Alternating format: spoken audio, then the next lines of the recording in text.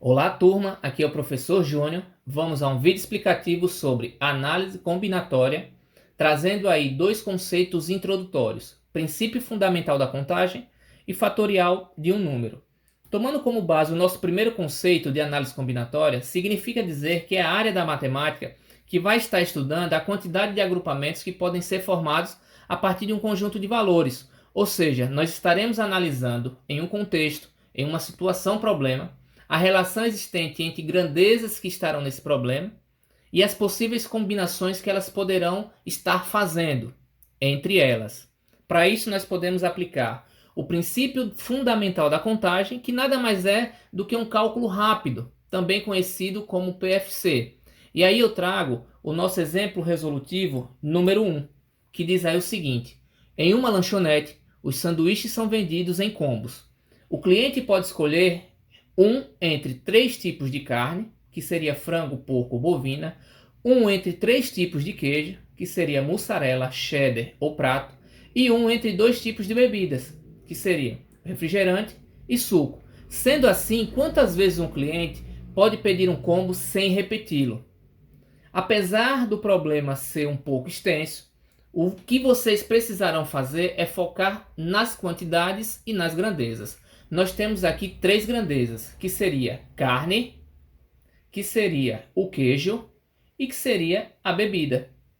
E aí vocês vão estar analisando no problema a quantidade de cada um, ou seja, nós temos 3 tipos de carne, nós temos 3 tipos de queijo e nós temos 2 tipos de bebida. Aplicando o nosso princípio, ou seja, a PFC, nada mais é do que a multiplicação entre si dessas quantidades, ó. 3 vezes 3 vezes 2, ó. 3 vezes 3 vezes 2.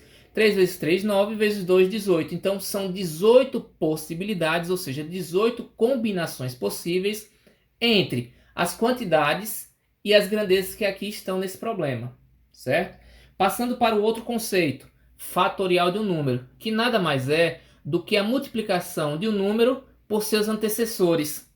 E isso é interessante que vocês saibam, porque nós estaremos trabalhando na análise combinatória com esse fatorial. E aí eu coloquei para vocês alguns exemplos. O exemplo 1, calcular o fatorial de 5. Observe que esse símbolo de exclamação aqui, ó, se refere a fatorial, ou seja, o fatorial de 5.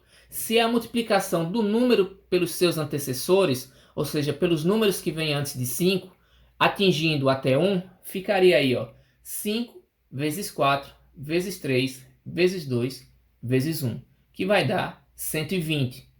Eu coloquei aqui, ó, o exemplo 2, calcular o fatorial de 10.